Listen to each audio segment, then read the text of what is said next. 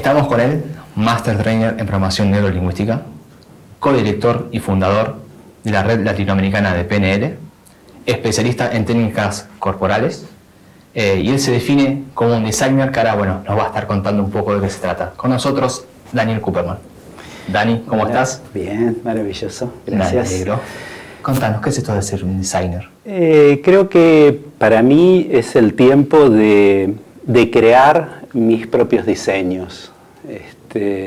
Creo que es el momento de mucha gente de crear sus propios diseños. Hasta ahora hemos estado repitiendo los diseños de otros, usando otras voces anteriores. Creo que esas voces son imprescindibles para nutrirnos, pero que todos, cada uno de nosotros tiene un mensaje único que tiene que transmitir y que entonces tiene que convertirse en el diseñador de eso que trajo como regalo para el mundo. Muy bueno, muy bueno.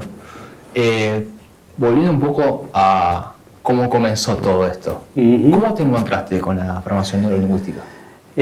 Fernando apareció con un libro que decía que tenía cosas interesantes y raras. Ese libro era De sapos a príncipes. Empezamos a leerlo, investigarlo y a usarlo en las clases de Kung Fu, en las entrevistas individuales que hacíamos con la gente. Y poco tiempo después, en una conferencia de él, apareció, ya te contará él con más detalle, la que fue nuestra maestra, Mariana Krem, y en el año 85 empezamos el primer grupo de entrenamiento aquí en Argentina, de PNL. Hicimos un primer año, un segundo año, y le gustó el estilo que teníamos, y el tercer año comenzamos a dar clases ahí en el Instituto Sudamericano de PNL. Prehistoria de la PNL en Argentina. Fantástico. ¿Y cómo fue que te encontraste con esto de lo metafórico y lo ritual y lo chamánico? Siempre fue parte de mi búsqueda. Dentro del camino del sufismo eran muy importantes los cuentos y las historias. Dentro del camino del Kung Fu siempre eran importantes también las historias chinas. Y tenía una fascinación por los relatos, los cuentos y las historias. Y en un momento había un puente. En Tai Chi hicimos durante muchos años un movimiento que se llamaba Buscando la aguja en el fondo del mar, que es lo que está en general en el inicio de muchas de las formas de Tai Chi. Y yo siempre le preguntaba a mis maestros qué era esto de Buscando la aguja en el fondo del mar. Y me decía, que correspondía al movimiento y que tenía que ver con eso. Muchos años después encuentro uno de los libros, una joyita que es Viaje al Oeste, y me regalan el libro y cuando lo abro, el primer capítulo se llama El viaje del rey mono a buscar en el fondo del mar. Empiezo a leer el cuento y es una historia del rey mono que va a buscar su arma, su don, al fondo del mar. Y es un ida al fondo del mar y es un bastón que usa para el combate y que guarda detrás de su oreja. El movimiento era el relato sintetizado en un movimiento de toda una historia. Y entonces eso me abrió todo un nuevo mundo. Si está esa historia y hay un movimiento y hay una transformación personal cuando se hace, debe haber muchas otras historias. ¿Cuáles son esas historias? ¿Cuál es el ritual de movimiento estratégico que le corresponde? ¿Y qué cambios produce en uno? Esa fue mi inicio en ese camino de las metáforas, ¿no? Buenísimo, buenísimo. ¿Y cómo fue esto que desarrollaste los juegos Tachyon y la mente holográfica junto con Fer? Aclaramos, Fer Cooperman, su hermano. La programación neurolingüística nos dio los procesos estratégicos de la mente. Y esos procesos todavía había mucho llamado de hemisferio izquierdo. La gente pensaba en algo que necesitaba, iba a esos procesos mentales, recorría la estrategia y obtenía un resultado. Yo sentía la necesidad de llevarlo un paso más allá, donde descansase el hemisferio izquierdo y estuviese activo el hemisferio derecho. Y entonces pensé en rituales estratégicos metafóricos.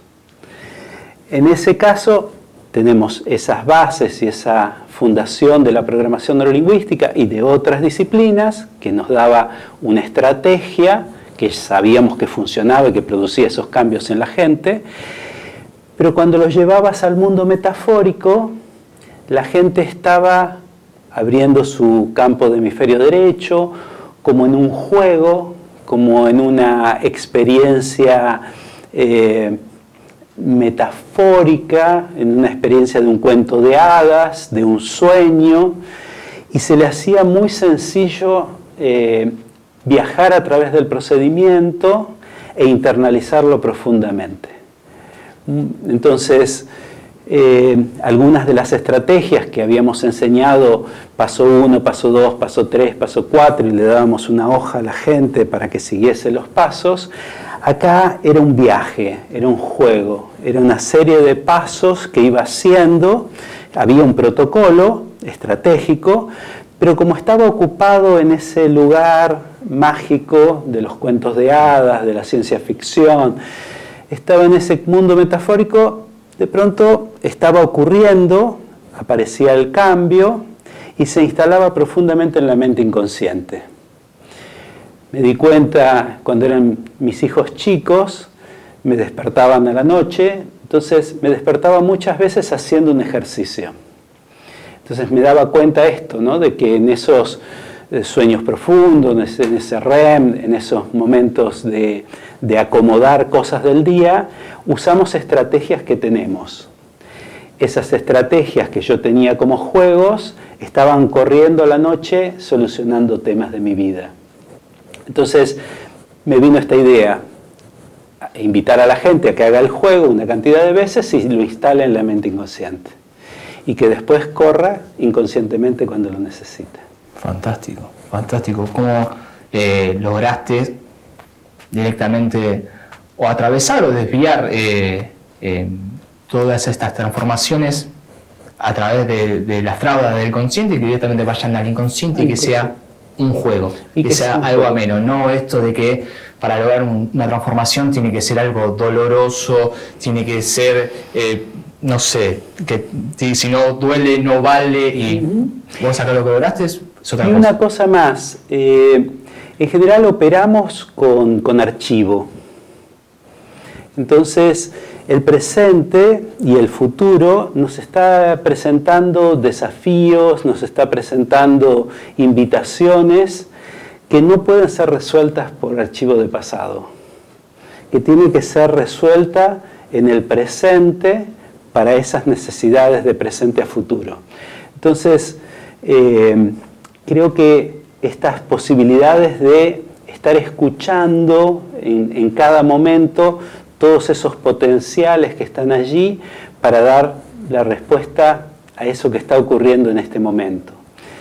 Cada vez más siento necesidad de encaminarme en esa dirección, ¿no? Fantástico. Bueno, con eso me das a pie para, preguntarte qué es lo que se viene. Creo que las constelaciones familiares trajeron la idea de campo, de que hay campos de inteligencia, de que hay campos de conocimiento a los que podemos acceder, que podemos invocar y llamar y operar. Creo que las propuestas de Richard Bartlett, de Matrix Energetics, por ejemplo, donde en cada momento podemos estar bajando información de esos campos y actualizando la acción en ese momento. Entonces creo que hay que crear diseños que den permiso y grandes grados de libertad para poder estar. Tengo esta necesidad y este desafío en el presente. Abro al campo, aparece un protocolo, pero que es modificado por esa misma información del campo. Y puedo empezar a dar respuesta no desde el pasado, que ya no funciona, sino desde este presente para crear futuro.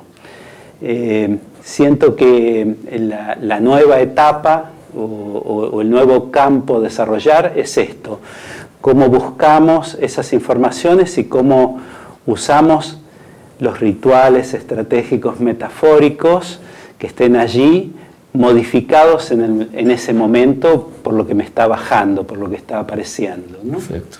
Y uno ser el diseñador. Y uno ser el diseñador. Y que cada persona, vuelvo a lo del comienzo, tiene algo para contar.